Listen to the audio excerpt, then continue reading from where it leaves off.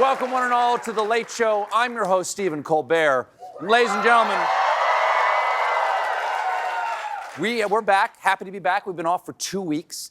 And over the vacation, I've been doing something that I haven't done in a long time, and that's enjoying the news.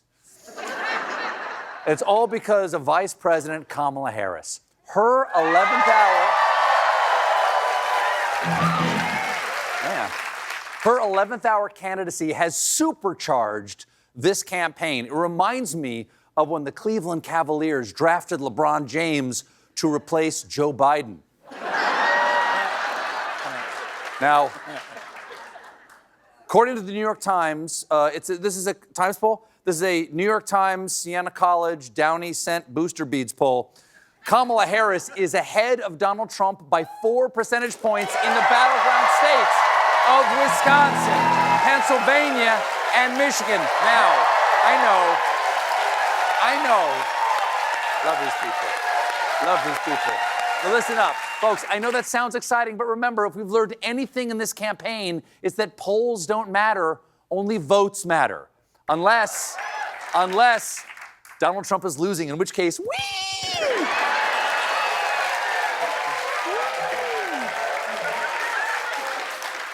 And her candidacy has gotten a huge boost from her choice for VP, Minnesota Governor and shaved mall Santa, Tim Walz.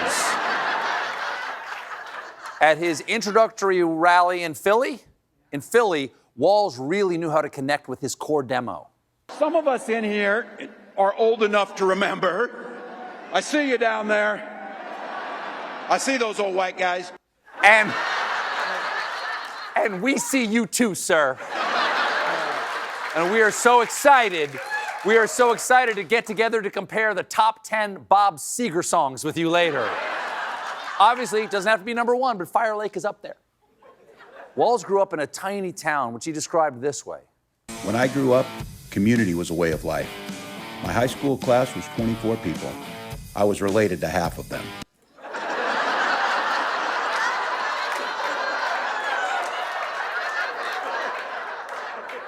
I'm guessing that made prom night a little awkward. The theme was inbreeding under the sea.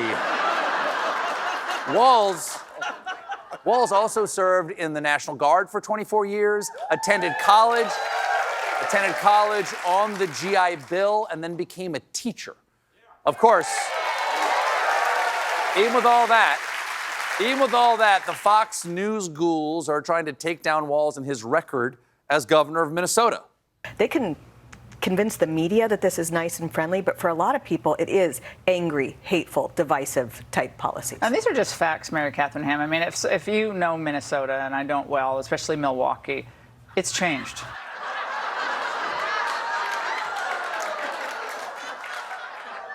You're right, Laura Ingraham.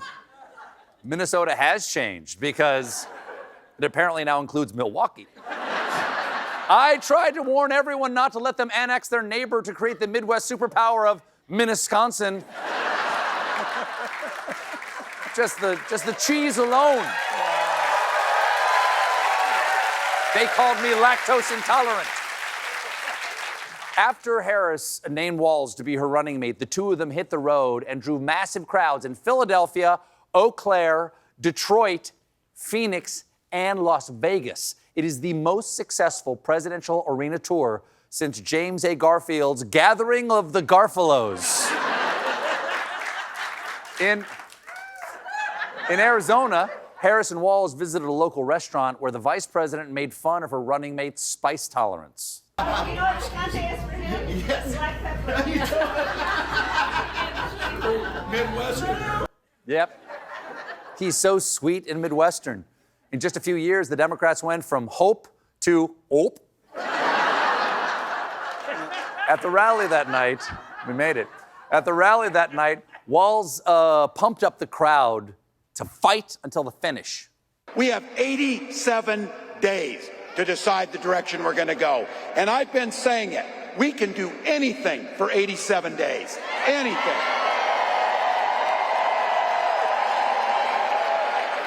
And my mantra is, and look, you can see it on me over the last 5 days, we'll sleep when we're dead.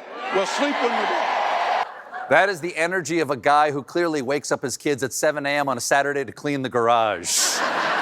Come on, you can sleep when you're dead.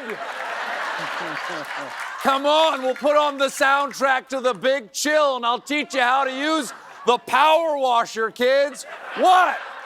This is quiet. We got some lawn work to do. Bring the edger. I love edging. What? What are you kids snickering about? Ask your mom.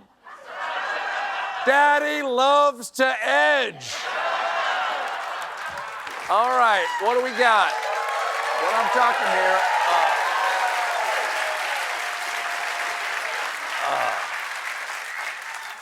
For her part, Kamala Harris is so popular on social media, they're even unearthing fun clips of her from the past, like this interview from 2020. What's your favorite curse word? I can't say it. It starts with an M and it ends with Mamma mia. All this happiness has been hard on a man who's incapable of joy, Donald Trump. He is having a thermonuclear pantspocalypse. Most recently about this massive crowd that greeted Harris and Walz at the Detroit airport. Last night, he went on the social media and called that image a fake crowd picture. Fake crowd, everybody. Many people are asking, is it cake?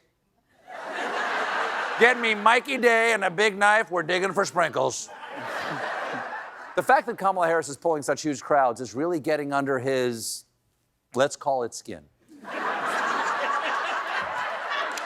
I don't know, flesh shroud. He posted, has anyone noticed that Kamala cheated at the airport? There was nobody at the plane and she AI'd it and showed a massive crowd of so-called followers, but they didn't exist. It is the definition of insanity to think that this crowd here is AI, though I would not be surprised if Harris generated Tim Walz with AI by just using the prompt, sympathetic meatloaf. Trump's crowd envy has set his brain to broil. Last week at a press conference, he bragged about the size of his insurrection audience back on January 6, 2021, and he made a bold comparison. If you look at Martin Luther King, when he did his speech, his great speech, and you look at ours, same real estate, same everything, same number of people, if not, we had more. And you look at the picture of his crowd, my crowd, we actually had more people.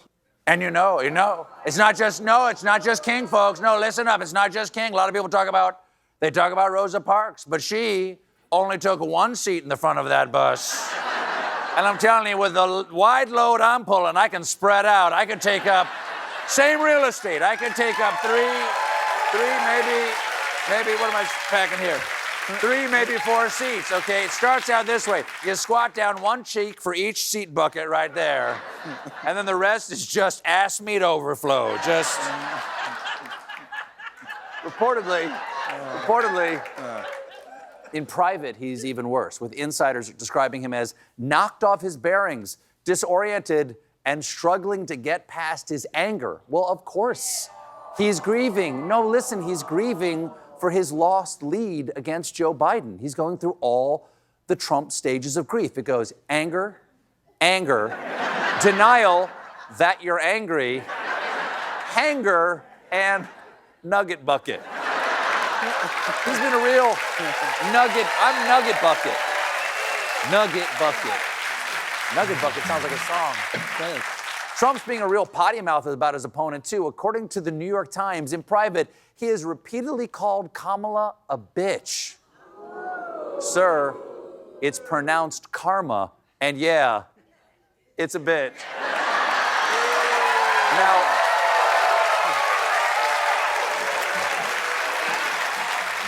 part of his frustration here is that Trump can't figure out how to define his opponent. So this weekend at a rally in the crucial swing state of Montana, he tried this. Kamala Harris, you know, it's interesting. Nobody really knows her last name. If you ask people, do you know what her last name is? Nobody has any idea what it is. Harris. It's like Harris.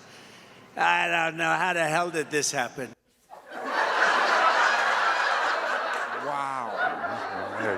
As someone who tells jokes for a living, let me just a little advice. If the punchline is that no one knows that her last name is Harris, don't say Harris in the setup. Folks, why did the chicken who was trying to get to the other side cross the road? I don't know. How the hell did this happen? Trump also... Get down here! Get your keister down here! The Harris campaign is also hitting Trump right in the hat, selling a Harris-Walz Camo Hat. And it's being called the most iconic political hat in America, and he sold out of its initial inventory within 30 minutes with sales totaling nearly $1 million. Which means all over the American wilderness, the last thought of dying turkeys is, I thought she was gonna go with Buttigieg. We got a great show for you tonight. My guests are CNN's Caitlin Collins and the star of Fallout, Walton Goggins. But when we come back, we're going to Minnesota.